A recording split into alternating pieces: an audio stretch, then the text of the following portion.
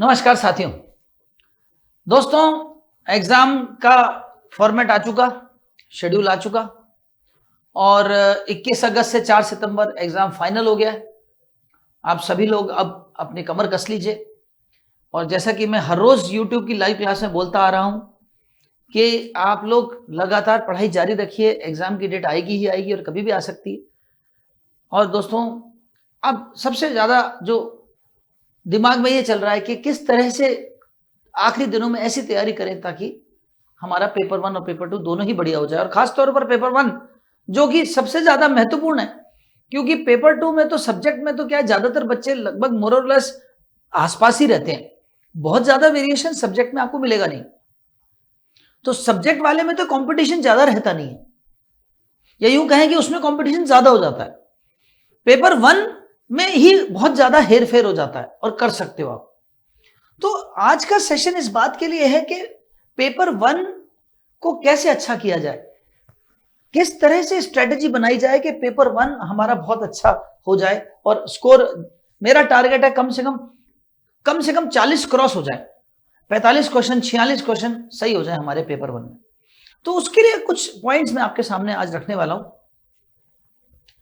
दोस्तों, पेपर 1 जैसा कि आप जानते हैं 10 यूनिट्स इसमें होती हैं। तो पहले तो मैं आपको प्रत्येक यूनिट के हिसाब से एक बार जिक्र करूंगा। जैसे टीचिंग एप्टीट्यूड की बात करें, है ना, हर एक यूनिट में कुछ ऐसे टॉपिक्स होते हैं जो हर बार आते हैं। जैसे टीचिंग एप्टीट्यूड में हम बात करें तो लेवल्स ऑफ टीचिंग है, या ब्लूम की टेक्सोनॉमी है, या इफेक्टिव टीचिंग के पॉइंट्स के क्वेश्चन बहुत बार आते हैं।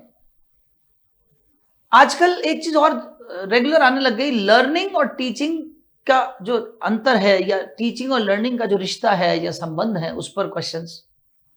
लर्निंग क्या होती है, लर्नर कितने तरह का होता है और उसके कैरेक्टरिस्टिक्स क्या होते हैं। तो इस तरह के कुछ क्वेश्चंस आपको, ये टॉपिक्स आपको अच्छे से देख के जाने हैं। फिर टीचिंग में कई बार बच्चे कहते हैं सर प्रतिपादक, प्रोपाउंडर्स के नाम, आपको हर बार प्रोपाउंडर्स के नाम रटे हुए होने चाहिए कि टीचर सेंटर्ड मॉडल को कहते क्या हैं, स्टूडेंट सेंटर्ड मॉडल को कहते क्या हैं, या ब्रेनस्टॉर्मिंग मेथड का प्रोपाउंडर कौन था, या प्रोजेक्ट मेथड का प्रोपाउंडर कौन था, डिस्कशन मेथड का प्रोपाउंडर कौन था, है ना। इस तरह की चीजें आपको अच्छे से पता होनी चाहिए। फिर इवैल्यूएशन में जो नए चीजें चल रही हैं, जैसे CBCS टेक्निक है, choice based credit score system है, इस पर क्वेश्चन आ जाता है, इसके बारे में आपको पता होना चाहिए। फिर आजकल लेटेस्ट ऑनलाइन टीचिंग की जो NME ICT हमारा मिशन है एजुकेशन का थ्रू ICT, तो उसमें हम जो मूक्स चला रहे हैं, उन मूक्स पे क्वेश्चन आता है। डिटेल में आने लग गया कि मूक्स में जो स्वयं प्रभा है उसमें कोई चैनल्स, पहले 10 चैनल्स में से किसी चैनल का नाम पूछ लेते हैं। स्वयं के 9 कोऑर्डिनेटर्स हैं तो उनमें से कोई कोऑर्डिनेटर का नाम पूछ लेते हैं। हो सकता है ऑप्शन में से दे दे कौन कोऑर्डिनेटर नहीं है इनमें से, वो बताओ। तो इस तरह के क्वेश्चंस, जो कुछ फिक्स टॉपिक्स हैं जिन पे क्वेश्चंस आपको देखने को मिलेंगे, जिनको मैं बार बार अब दोहरा रहा हूं। तो एक तो आज मैं आपसे चर्चा कर रहा हूं कि आप किन टॉपिक्स पे आपको फोकस करना है, एक तो वो, और दूसरा कैसे तैयारी करें कि हमारे अच्छे नंबर आ जाए। रिसर्च एप्टीट्यूड की बात करें तो रिसर्च एप्टीट्यूड में एक क्वेश्चन टाइप्स ऑफ रिसर्च से पक्का आता है, और उसमें भी टाइप्स ऑफ रिसर्च में भी जो क्वेश्चन आता है वो ज्यादातर 5-6 रिसर्चेज में से ही आता है। Action research, ex post factor research, experimental research, fundamental research और हिस्टोरिकल रिसर्च। और एक क्वालिटेटिव रिसर्चेज में एथनोग्राफी, फिनोमिनोलॉजी, ग्राउंडेड थ्योरी, इन पर क्वेश्चंस ज्यादा मिलेंगे आपको। तो ये तो एक पार्ट हो गया। फिर पॉजिटिविज्म, पोस्ट पॉजिटिविज्म के बारे में पूछते हैं। फिर तीसरी बात होती है आपके रिसर्च एथिक्स के जो चीजें हैं उसमें। चौथा, ICT के जो लेटेस्ट रिसर्च में जो चीजें, सॉफ्टवेयर जो आप यूज कर रहे हैं, वो प्लेगरिज्म के लिए क्या क्या सॉफ्टवेयर हैं, एंटी प्लेगरिज्म सॉफ्टवेयर क्या क्या है, प्लेगरिज्म की जो पूरी रूल्स हैं उसके ऊपर क्वेश्चन आ जाता है ना। एक क्वेश्चन आपका सैंपलिंग या डेटा कलेक्शन में से आ जाता है। तो इस तरह से ये कुछ फिक्स चीजें हैं जो आपको सीखनी है। फिर तीसरी चीज आती है आपका कम्युनिकेशन। संचार। संचार में एक क्वेश्चन तो टाइप्स ऑफ कम्युनिकेशन पे पक्का आता है, एक क्वेश्चन आता है आपका कम्युनिकेशन के जो लेटेस्ट जो अभी चीजें चल रही हैं उन पर आता है, कोई कम्युनिकेशन का नया आईसीटी बेस्ड कोई चीजें आ रही हैं उस पे, सोशल मीडिया या मास कम्युनिकेशन पर एक क्वेश्चन पक्का आता है। फिर कम्युनिकेशन के जो पुराने सिस्टम से नए सिस्टम में जो बदलाव आए हैं कम्युनिकेशन के, या नॉन वर्बल कम्युनिकेशन और वर्बल कम्युनिकेशन में जो डिफरेंसेस हैं उस पर क्वेश्चन आ जाता है। और एक क्वेश्चन आता है थ्योरेटिकल क्वेश्चन कम्युनिकेशन में, जिसमें किसी संचार प्रणाली या टर्मिनोलॉजी पर डेफिनेशन बेस्ड क्वेश्चन आता है। जो मैंने कम्युनिकेशन की टर्मिनोलॉजी आपको पढ़ाई है उसमें से क्वेश्चन पक्का आता है। फिर चौथा सब्जेक्ट जो हम देखने जा रहे हैं वो है लॉजिकल रीजनिंग। लॉजिकल रीजनिंग में एक क्वेश्चन तो अरस्तु का वेस्टर्न फिलॉसफी पर क्वेश्चन आता है, जिसमें मूड्स एंड फिगर्स पर कभी आ जाता है, और कभी अरस्तु के जो कैटेगोरिकल सिलोजिज्म के 6 रूल्स हैं उनसे बनी जो फॉर्मल फैलेसीज हैं उन पर आ जाता है, और कभी सिलोजिज्म का एक क्वेश्चन आ जाता है। ये एक क्वेश्चन तो पक्का है। फिर एक क्वेश्चन आता है आपके इनफॉर्मल फैलेसीज पर, पक्का आता है। फिर एक क्वेश्चन आता है आपके भारतीय दर्शन के प्रमाणों पर, जितने प्रमाण हैं उन पर 6 प्रमाण हैं तो वो प्रमाण पर एक क्वेश्चन पक्का है। चौथा एक क्वेश्चन आपका हेत्वाभास पर आता है, और पांचवा एक क्वेश्चन आपका आता है भारतीय दर्शन के जो विभिन्न दार्शनिक हैं उन्होंने जो नियम दिए उस पर। तो इस तरह से 5 क्वेश्चन का लेखा जोखा है। फिर आता है आपका 5वां सब्जेक्ट हायर एजुकेशन, उच्च शिक्षा। उच्च शिक्षा में एक क्वेश्चन आपके वैदिक शिक्षा पर जरूर आता है, हिस्ट्री ऑफ एजुकेशन जो वैदिक काल से आती आ रही है, वैदिक काल, फिर मुस्लिम काल, फिर ब्रिटिश काल, फिर पोस्ट इंडिपेंडेंस, तो ये इन पर क्वेश्चन आता है। एक क्वेश्चन आता है जिसमें हायर एजुकेशन का हमारा जो स्ट्रक्चर है वो किस तरह का है, उस स्ट्रक्चर के ऊपर कोई क्वेश्चन पूछ लेते हैं, जिसमें यूजीसी या एआईसीटी या NITTR या ये COA या इनमें से किसी का कोई आपसे कार्य पूछ लेते हैं, फंक्शंस पूछ लेते हैं, कई बार कोई चेयरमैन का नाम पूछ लेते हैं, अगर रिसेंटली कोई चेयरमैन बदला तो उसका पूछ लेते हैं। एक क्वेश्चन आता है यूनिवर्सिटीज के ऊपर। एक क्वेश्चन आता है हायर एजुकेशन में जो लेटेस्ट हायर एजुकेशन के 2 क्वेश्चन आते हैं, जो लेटेस्ट हायर एजुकेशन की जो नए आयाम जो बने, जो सरकार ने जो नए कोई नई सब्सिडी, कोई नया प्रोजेक्ट, कोई नया किसी NIRF की कोई रैंकिंग आई हो, तो 2 क्वेश्चंस पक्के उनमें से आते हैं लेटेस्ट जो हायर एजुकेशन पर कोई भी नए बदलाव हुए तो ये 5 क्वेश्चन इस तरह से आते हैं। फिर आते हैं हम अगले सब्जेक्ट पे, मैथमेटिकल रीजनिंग, गणितीय तर्क। दोस्तों गणितीय तर्क में आजकल गणित को पर ज्यादा जोर दे रहा है एग्जामिनर। गणितीय तर्क वाले हिस्से में गणित और रीजनिंग, मैथ्स और रीजनिंग 2 सब्जेक्ट है, लेकिन पहले तो ऐसा होता था कि मैथ्स के 2 या 1 क्वेश्चन होता था, अब मैथ्स के 3 या 4 क्वेश्चन आने लग गए। रीजनिंग का कई बार 1 क्वेश्चन आता है, कई बार 1 भी नहीं आता, तो मैथ्स पर जोर ज्यादा है।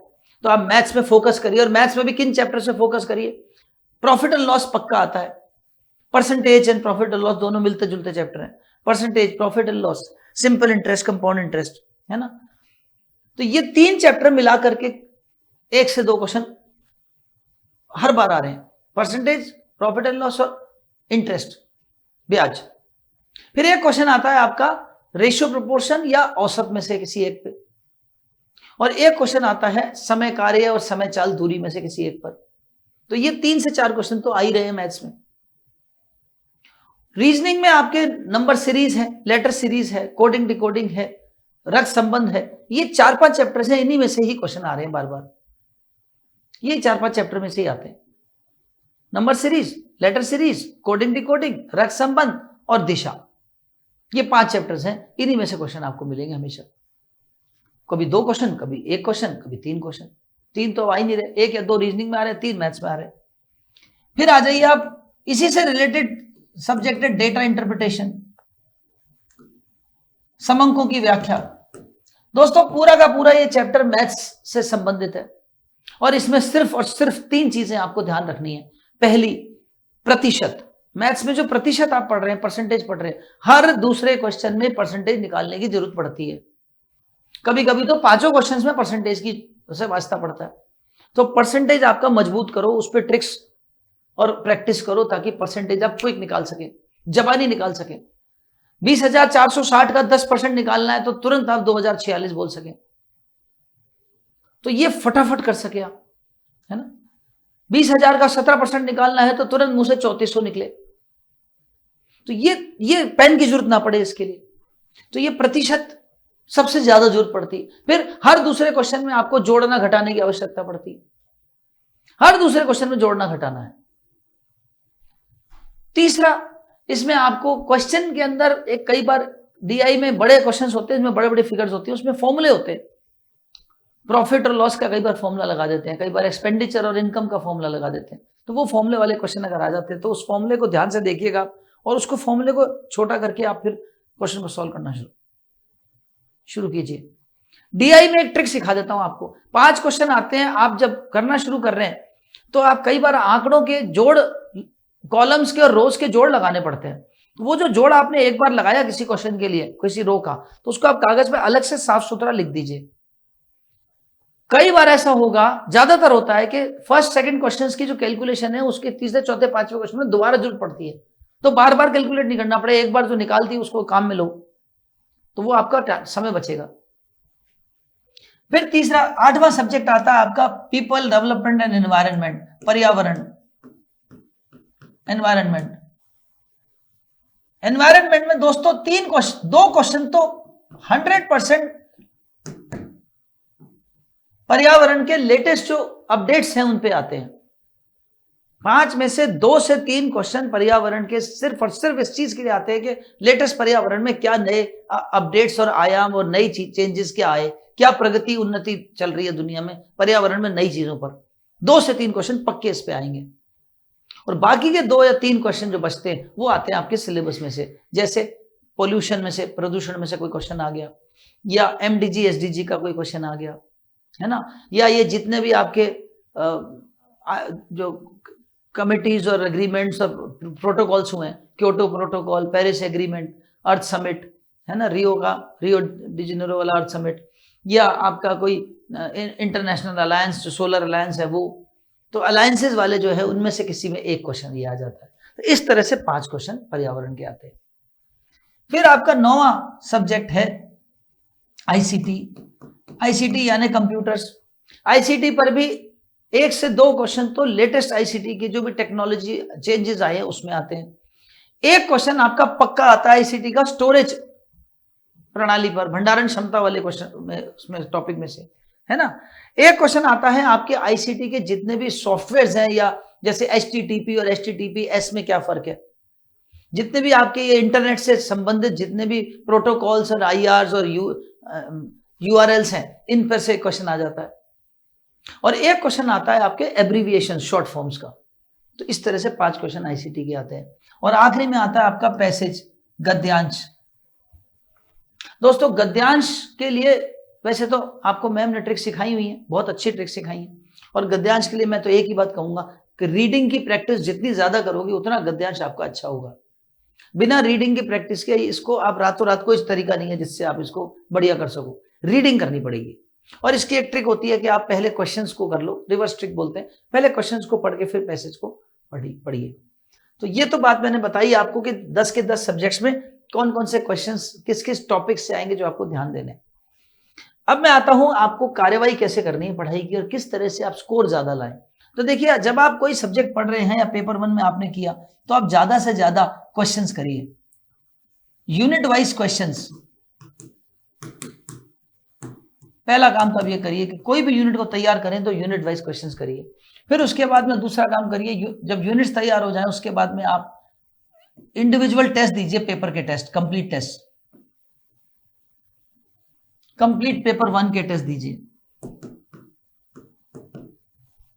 है ना। और इसको जो कंप्लीट पेपर 1 के टेस्ट हैं, इसको आप जो दें आप, तो ये इस तरह से दें कि आप टाइमर के साथ दें, टाइमर के साथ ऑनलाइन टेस्ट दीजिए। हमारी टेस्ट सीरीज चल रही है, आप उसको खरीद सकते हैं, उसको ज्वाइन कर सकते हैं, और उससे आपके रोजाना टेस्ट बहुत अच्छे से हो जाएंगे।